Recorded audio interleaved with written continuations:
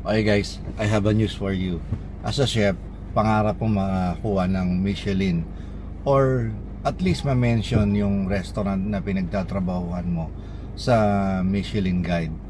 Pero merong good news tayo. We got our first Michelin. Cycling chef got his first Michelin. Yeah, pero hindi Michelin star. Michelin tires. So this is the new Michelin Power Gravel in 700 by 57C. I'm going to try this on a mixed route with paved long ride and some gravel trails and some a little bit technical climbs and technical trails. Let us see kung ano yung magagawa ng 757C na ito. This is siguro basically this is around 2.2 kung di ako nagkakamali. Now, after our test ride dito sa ating Michelin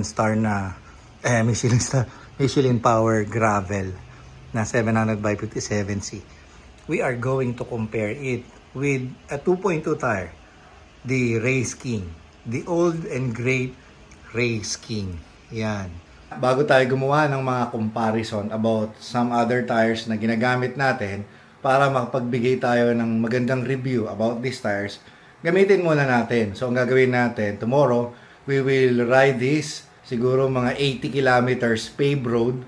Tapos, we will try it around a 30 kilometer route na gravel. So, we will do some technical climbs, we will do some lahar section, pero siguro compact ngayon yung lahar kasi nag-uulan. Pero anyway, itatry natin siyang i-river crossing. So, let's see kung ano ba ang performance ng tire na to. Pero, syempre, as of now, initial review lang ito, no? Kung ano yung mga thoughts and experience ko about this tire. This video is not sponsored by Michelin. So, pinadala nila sa atin to through Supreme Bikes, no? Shoutout sa Supreme Bikes. So, available yung tires kay Supreme Bikes kung gusto nyong itry, gusto nyong gamitin. Meron silang 700 by 47C. Tapos meron ding 700 by 57C na yun nga yung gagamitin natin ngayon. So, ang maririnig nyo is my honest thoughts and honest review about this Michelin Power Gravel. O nga pala guys, mabilis lang natin na is-set yung gulong na ito. Mabilis siyang naikabit dun sa ating wheel set. So, let's hear the pop. Medyo nakukunatan ako sa pave. Actually, sabi naman ng Michelin Philippines na meron talagang 50 kilometers braking period. Tingnan natin kung 50 kilometers nga yung braking period nito.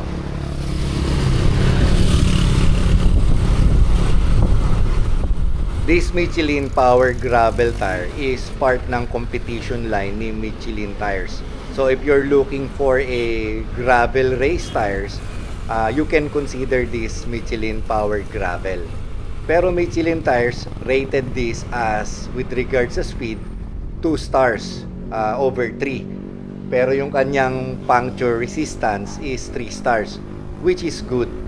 Yung life expectancy naman is 2 stars. Siguro dahil less tread pattern siya. Pero kung pag-uusapan naman yung gravel grip, they rated this as 3 stars out of 3.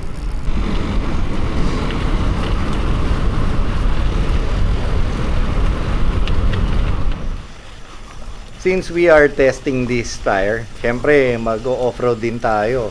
It so happen na meron tayong mga na-meet na mga tropa from Metro Manila na mag-off-road daw sila. Kaya yun, makakasama natin itong magta-track ride na ito. Actually, they are planning to do the Gravelton route, pero unfortunately wala pang na-download na map. So, ang gagawin na lang namin yung overland.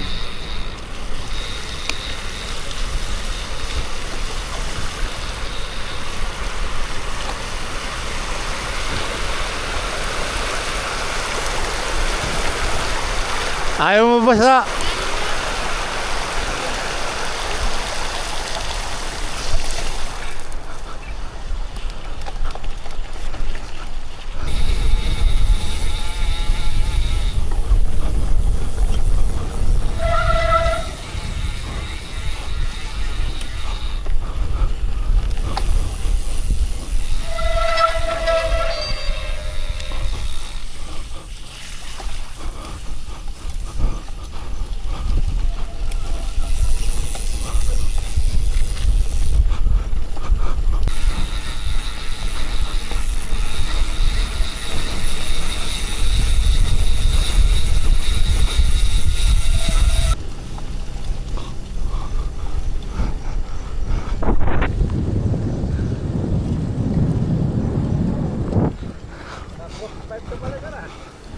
Sabi, tinitesting ko nga ngayon eh. Kung kamusta eh. Pang ilang beses mo na nagamit? Panguna sa ganito. Ah, talaga? Ito, pero di ba? Fake na.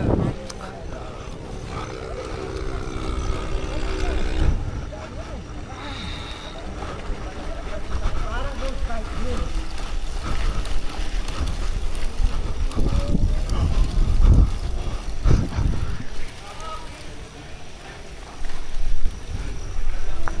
Yung stop niya na gulong sa 45.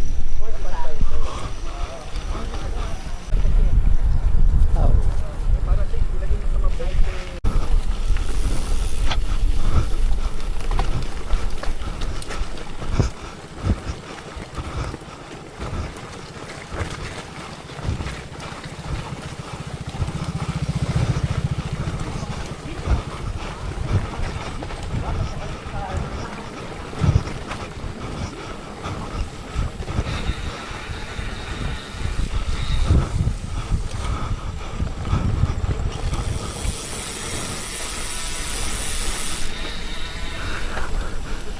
Nalinis ng ulan siguro.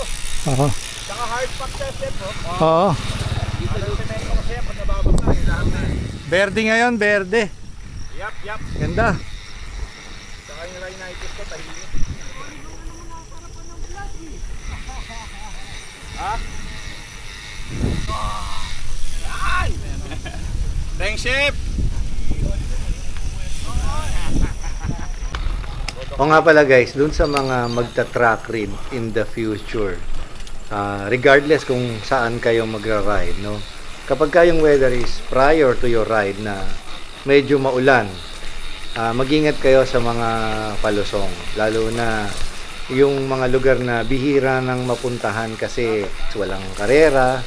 So mag-ingat kayo, yung mga damo, yung mga talahib na matataas kung minsan nakaharang sa daan. Nakakita na ako niyan minsan sa isang race. Sumabit yung handlebar ng isang rider. So na-aksidente siya dahil dun sa mga talahib na nakaharang dun sa trail. So kapag ka masyado kayong mabilis, nasabit yung handlebars nyo, delikado, mag-ingat kayo. Saka ingat din dun sa mga ruts. So after ng mga ulan, nagkaroon ng ruts, magra-ride kayo, ingat. Nasabi ko, ruts. May hiwa. Ingat ha, may hiwa. Diba? Hello. Chef, hindi ako nakapagdala ng shoot natin, pare. Bakit? Ganyan, oh, may naninita kayo. Oo.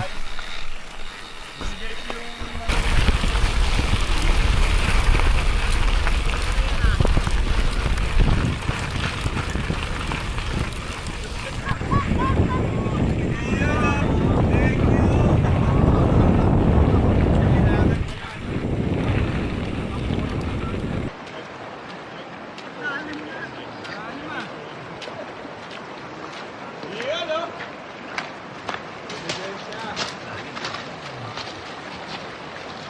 Ano ko, may video. may ebidensya. May evidence. Evidence! Ayun, oo. Naglakad, ang afable. Okay lang yan. Ang legend. Kaya naka-shorts eh. Sasad natin to sa South Group. O, pwede.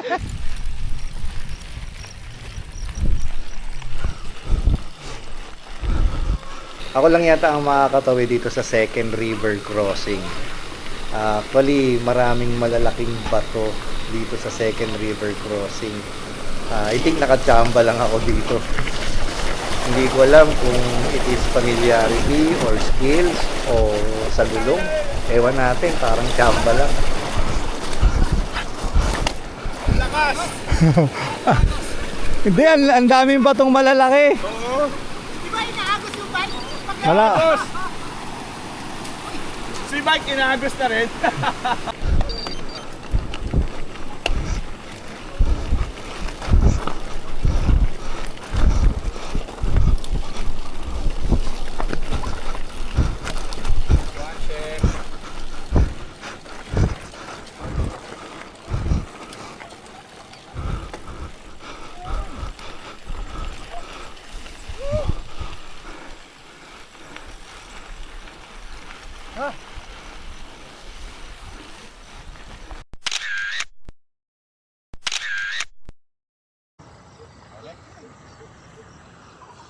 Siyempre, this is not a race, kaya don't forget to picture your beautiful bikes at saka to make a selfie para dun sa magandang tanawin na napupuntahan natin.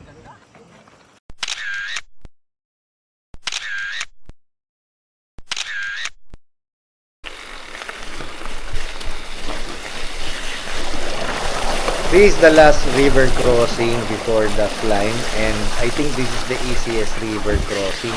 Unlike nung unang-unang river crossing na nilakad ko at saka yung second river crossing.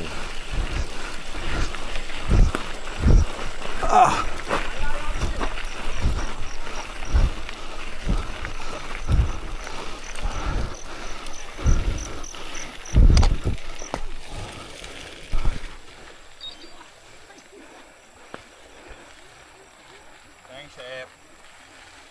Kaya. Nakabuo din ng isang river, chef. Sa kaliwa, kanan eh. Oo, pakanan. Bumababaw sa kanan.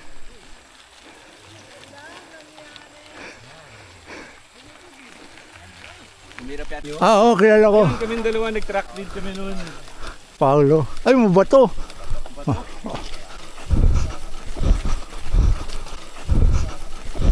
Okay guys, let's try this technical climb. It's really a technical climb ngayon kasi in the past few weeks nag-uulan kaya yung mga topsoil wala.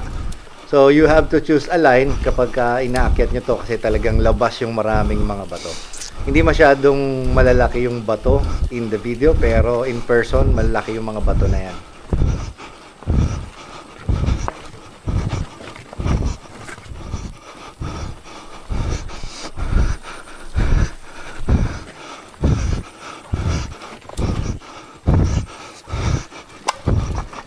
Oy! Kaya lumipat.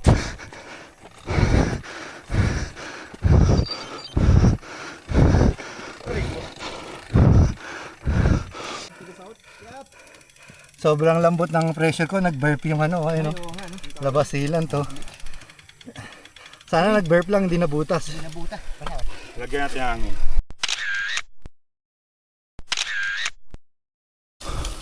Oh, yung putek.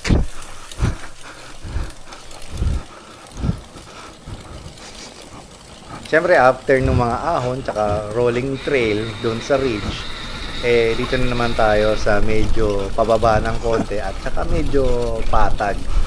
So, matatry din natin sa double track at saka sa diretsong patag ng kaunti.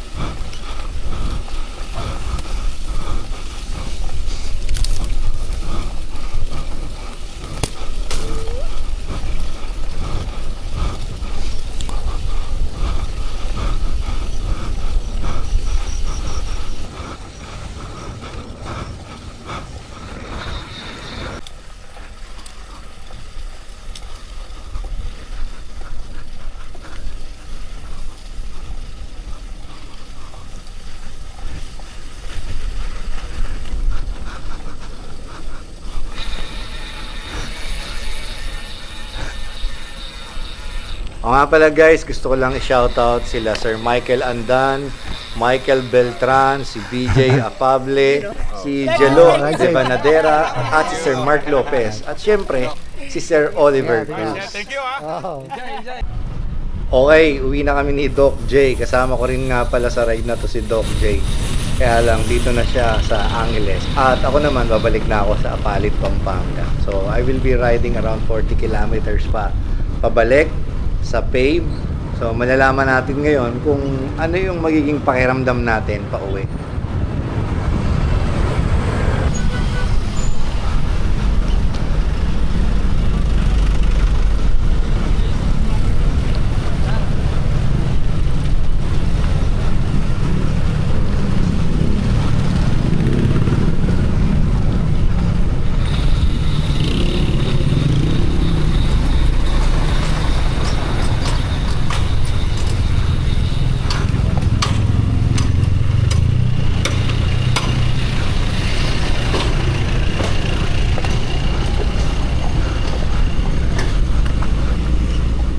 Now, for the ride by the numbers, around 85 kilometers ang paved.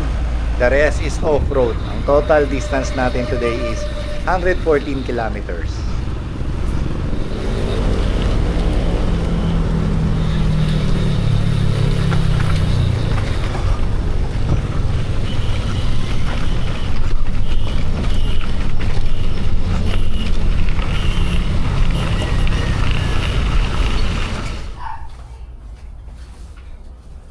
So yun guys, nagamit na natin yung Power Gravel from Michelin.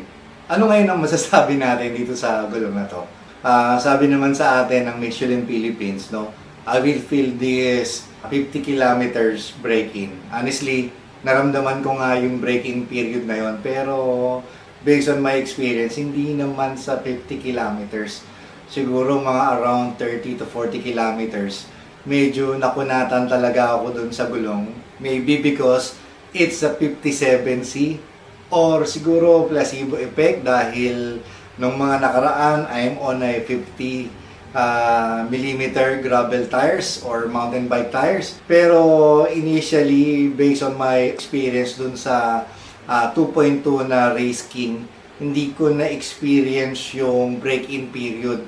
Pero yun nga, sabi nila, 50 kilometers break-in period on paved road. Hindi naman siguro 50 kilometers, 30 kilometers lang. Nung una, medyo squishy or medyo may problema ako dun sa pagligo-liko. Kasi nga, medyo rounded yung gulong na to. Nasanay tayo sa hindi masyadong round na goma like the G1 RS, the Race King, the Dubnital, and also yung Thunderbird, medyo hindi siya round. Unlike this Michelin Power Gravel, medyo rounded siya, no? So medyo nung una lang, pero afterwards pauwi ako, okay na, maganda na yung feel. Medyo okay na yung rolling, maybe because naayos ko na rin yung tire pressure. Kailangan mo kasing mahanap yung tamang tire pressure eh. At first siguro masyadong mababa yung tire pressure natin. So, ang ginawa natin, binomba natin siya around 20 front, 21 rear. Pero at first, ang ginamit ko kasi 18 front, tapos 20 yung rear. Pero yun nga, okay naman na siya sa pave. Medyo, syempre, comparing it with some other tires, medyo mabagal nga ito sa pave. Gaya din naman ang sinabi ni Michelin Philippines. Pero with regards, yung volume niya kasi, yung lapad niya kasi, wala tayo naging problema doon sa mga river crossing na ginawa natin. So, tumuwid tayo sa mga ilang river crossing sa City of Batson. At yun nga, okay naman yung mga pagtawid natin doon sa second river crossing and third river crossing. Yung first river crossing, medyo I did na trees, malalim kasi. So, ang ginawa ko, nilakad ko lang siya para naman, syempre mahirap din eh, para safe yung wheelset natin. So, yun nga. Tapos pagdating naman sa mga technical climbs, it did not disappoint. Nakakaahon siya ng maayos kasi unang-una malapad yung gulong. So sinasagasaan lang natin yung mga bato. Merong isang pagkakataon na siguro sobrang technical na lang siya. Hindi pa rin kasi siya talaga mountain bike tire. This tire is considered as gravel tire. No? All in all, sa experience natin, okay naman yung gulong na to. Pero the question is, para kanino ang gulong na ito?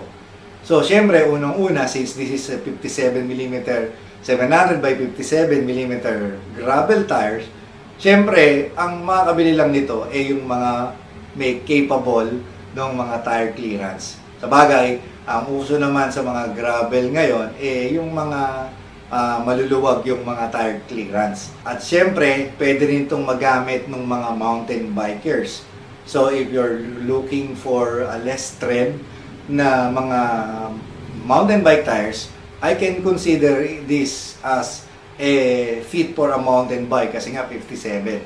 So kung naghahanap kayo ng mga ganitong goma, pwede rin naman sa inyo to mga kapadyak. Kung kukumpara ito sa mga mas maraming tread, I think mas okay pa rin yung gravel tire na to. Kung naghahanap kayo ng less tread, kumpara sa talagang mga mountain bike tires mga kapadyak. So, pwede ito sa mga mountain bikers, no? With regards naman sa capability niya mga kapadyak, this tire is capable Magagamit mo siya in your adventure rides, even in gravel races, like yung upcoming Attack Unrestricted, and also yung upcoming Attack Pacific Coast. Pwede nyo magamit yung gravel tire na to. Available siya sa Supreme Bikes, sa iba pang mga dealer ng Michelin tires. No? So yun lang muna sa ngayon mga kapadyak. That's my initial review about this Michelin Power Gravel in 700 by 57C. Abangan nyo na lang yung review ni Angelo Biker Dude kasi alam ko meron siyang 700 by 47C. So, tignan din natin kung okay ba yung 700 by 47C mga kapadyak. Ang isa pang aabangan nyo guys, gaya ng na-mention ko, itatry natin itong gravel tire na to, comparing it with the Race King. I think maganda siyang ma-compare dun sa Race King kasi pareha silang 2.2, 2.25 or 2.2, 700 by 57C. Sige po mga kapadyak, if you like this content, please give it a thumbs up. At kung di pa po kayo nakasubscribe, please do subscribe at my YouTube channel. Ride safe, stay healthy. God bless you all. Cycling Chef po.